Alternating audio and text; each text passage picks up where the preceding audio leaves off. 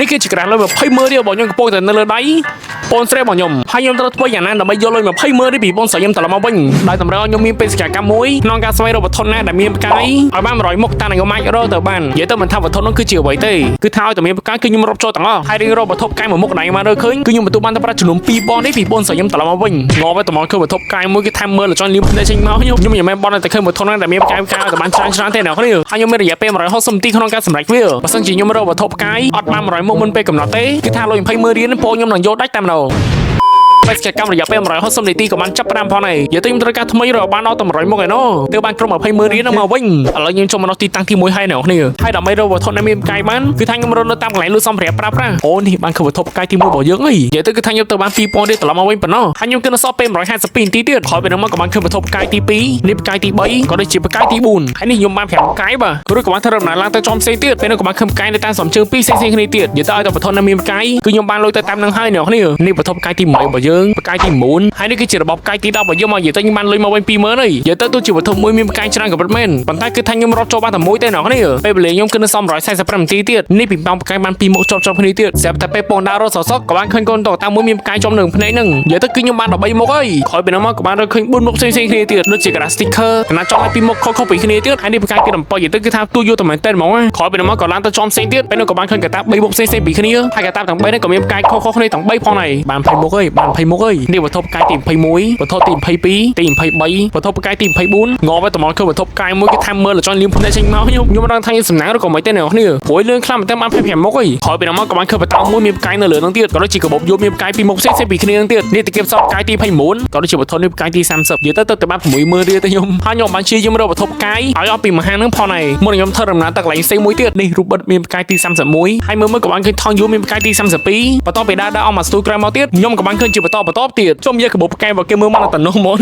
កនេះផ្កាយទី35ហើយពីដើរទៀតមកក៏បានឃើញវត្ថុមានផ្កាយមួយទៀតនេះគឺជាមុខពាក់មានផ្កាយទី36ហើយនេះខ្សែចំមានផ្កាយទី37មកស្ទូក្រោយមកក៏បានឃើញវត្ថុផ្កាយមួយទៀតហើយនៅវត្ថុមានផ្កាយផ្សេងមួយទៀតក៏ដូចជារកឃើញវត្ថុមានផ្កាយថ្មីមួយទៀតហើយវាក៏ជាវត្ថុផ្កាយទី40ផងហើយក្រោយពីនោះមកពេលវេលាខ្ញុំគឺនៅសម120នាទីទៀតគឺថាខ្ញុំនៅតែខំប្រឹងធ្វើម៉េចស្វែងរកវត្ថុមានផ្កាយឲ្យបានច្រើនជាងទៀតហើយក៏បានឃើញវត្ថុផ្កាយទី42និងវត្ថុផ្កាយទី43ហើយនេះគឺជាវត្ថុចុងក្រោយផងដែរបាននៅក្នុងហាងទី1និយាយទៅពូភ្លើងផ្កាយនេះមើលមកគឺស្អាតខ្លាំងមែនទែនក្រោយពីនោះមកក៏បានធ្វើដំណើរទៅកន្លែងផ្សេងមួយទៀតពេលវេលាខ្ញុំគឺនៅសល់ដល់តែ110នាទីណូស្រាប់ពេលពងទៅនៅតាមផ្លូវសសក់ក៏បានឃើញផ្កាយផ្សេងមួយទៀតហើយគឺថាជាប់នៅលើឡានរបស់គេតែម្ដងពេលនោះក៏បានឃើញវត្ថុកម្មមួយទៀតនៅជាប់លើករបស់គេនឹងហើយនេះគឺជាផ្កាយទី47ផងហើយខ្ញុំមិនមែនបន់តែឃើញវត្ថុហ្នឹងដែលមានផ្កាយឲ្យតែបានច្រើនទេអ្នកគ្នាអ្នកតគ្នាក៏ please to follow page ខ្ញុំមួយផងបានដើម្បីឲ្យចាប់បានចំនួន 50k follower អរគុណច្រើនក្រោយពីនោះមកក៏បានឆ្លៀតផាត់ទឹកដើម្បីឲ្យមានកម្លាំងក្នុងការរកទៀតអញ្ចឹងណា5នាទីក្រោយមកក៏បានធ្វើដំណើរទៅដល់ហាងផ្សេងមួយទៀតឥឡូវខ្ញុំចូលមកដល់ទីតាំងទី2ហើយអ្នកគ្នាពេលវេលាខ្ញុំគឺនៅសល់90នាទីចុងក្រោយចង់ថានេះគឺជាវត្ថុផ្កាយទី48ផងទេបាទពេលនោះមើលទៀតក៏បានគឺវត្ថុផ្កាយទី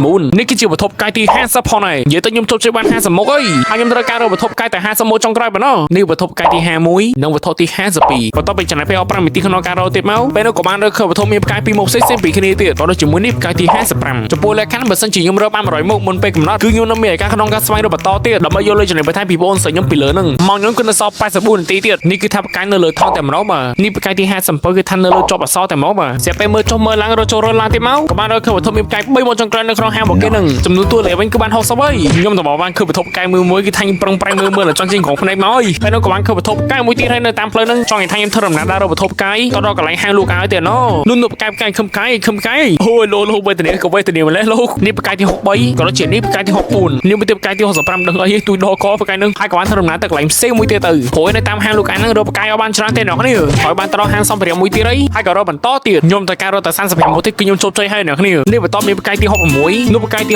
67ហើយក៏រកឃើញ2មុខផ្សេងៗពីគ្នាទៀតហើយយ៉ាដល់មួយថ្ងៃទៅឃើញសិភៅមានផ្កាយទេបាទសតតែ60នាទីទៀតនឹងចុះមកដល់លឿនមែនដល់ចង់ខាប់បីច្រើនខ្ញុំក៏បញ្ញាប់ញ៉ៅរកវត្ថុ30មុខចុងក្រោយហ្នឹងអូយសំណាងអីក៏សំណាងមិនលោកបានរកឃើញវត្ថុផ្កាយ3មុខក្នុងពេលតែមួយចឹងហ្មងពេលនោះរឿងសំណាងក៏បានកើតឡើងមកលើខ្ញុំទៀតគឺថាខ្ញុំបានរកឃើញផ្កាយនៅលើខែទូរស័ព្ទដល់ទៅ4មុខឯណោះនិយាយទៅពិតជាលយយូរតែមែនតើអីចឹងមានន័យថាចិត្ត3ឡើងទៅដល់ចិត្ត7ក្រោយពីដល់មកក៏បានរកឃើញផ្កាយ3មុខផ្សេងៗពីគ្នាទៀតក្នុងពេលតែមួយនិយាយទៅគឺថាលឿនខ្លាំងមែនតើហើយលើវិញក៏បាន160,000ហើយផ្កាយទី 81នេះកាបូបផ្កាយទី82នេះបានគឺវត្ថុផ្កាយពីរមុខស៊ីពីគ្នាទៀតហើយចោតដែរវត្ថុផ្កាយទី85ក៏ដូចជាខែសសររៀងជាផ្កាយទី86ហើយនេះបបបែនតែមានផ្កាយទី87វត្ថុផ្កាយទី88 89និង90ខពីដៅរទៀតមកក៏បានគឺវត្ថុមានផ្កាយទី91នេះទី92បន្ទាប់ពីដៅរមើលអស់មកស្ទូទៀតមកក៏បានគឺវត្ថុមានផ្កាយពីរមុខស៊ីពីគ្នាបន្ថែមទៀតរីឯចំនួនវិញគឺបាន94ហើយនេះដល់ទៅមានផ្កាយទី95និយាយទៅខ្ញុំត្រូវរត់តែ5មកចុងក្រោយពេលវេលាខ្ញុំគឺនៅសល់30នាទីទៀតណខ្ញុំមិនត្រឹមតែចង់បានតែ100ទេគឺថាខ្ញុំចង់បានដល់ទៅលើ100នឹងទៀតស្រាប់ពេលនៅតាមផ្លូវក៏បានគឺផ្កាយនៅលើប៉ាណូនឹងទៀតក៏ដូចជាផ្កាយទី97នៅតាមផ្លូវរបស់គេនឹងអូយមែនតែគឺថានេះខ្ញុំហត់ខ្លាំងតែមែនតើហើយនោះផ្កាយទី98ឃើញច្រើនមែនតែខ្ញុំហត់តែមួយ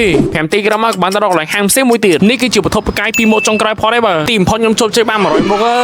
យចំពោះពេលវេលាវិញគឺនៅសល់18នាទីទៀតទោះជាយ៉ាងម៉េចក៏ដោយក៏ខ្ញុំនៅតែធ្វើមិនរកលុយចំណេញនឹងឲ្យបានច្រើនផងដែរនេះវត្ថុផ្កាយបានពីរមុខបន្ថែមទៀតហើយក៏បានឃើញទី103ក៏ដូចជា104នេះរបានផ្កាយពីរមុខបន្ថែមទៀតមកស្ទូក្រុមមកទៀតក៏បានឃើញទី107ទី101និងទី109ពេលវេលាខ្ញុំសល់7នាទីចុងក្រោយហើយខ្ញុំដឹងថាខ្លួនឯងរបានប្រហែលមុខទៀតទេអ្នកគ្នានេះផ្កាយទី110នេះមួយទៀតទី111ហើយក៏បានឃើញពីរមុខបន្ថែមពីលើនឹងទៀតក៏ដូចជាពីរមុខផ្សេងៗពីគ្នានឹងទៀតចំណែកលុយចំណេញខ្ញុំទៅបាន30000រៀលប៉ុណ្ណោះនេះជាវត្ថុផ្កាយពីរមុខចុងក្រោយដែលខ្ញុំបានរើឃើញនិយាយទៅគឺថាបាន117មុខខ្ញុំមិនដឹងថាខ្លួនឯងរើបានប៉ុន្មានមុខទៀតព្រោះពេលវេលាខ្ញុំសល់តែ2នាទីចុងក្រោយនឹងទូនៅសល់2នាទីក៏ពិតមែនក៏ខ្ញុំនៅឈាមប្រឹងប្រែងរកវត្ថុផ្កាយផងដែរហើយពេលវេលាក៏បានឈាមមកដល់ទីបញ្ចប់នៅលើផ្លូវរបស់គេនឹងគឺជាផ្កាយចុងក្រោយផងដែរមកទី118 160នាទីនឹងធ្វើការហត់ខ្លាំងគឺថាមានបានសម្រាប់ទេអ្នកគ្នាហើយចំបញ្ចប់ខ្ញុំក៏បានលុយ20000រៀលពីបងស្រីមកវិញក៏ដូចជាលុយចំណេញចំនួន36000ដែរហេប្រឡែងដៃមើលវីដេអូយើងក៏បានបញ្ចប់ត្រឹមហ្នឹងបាយ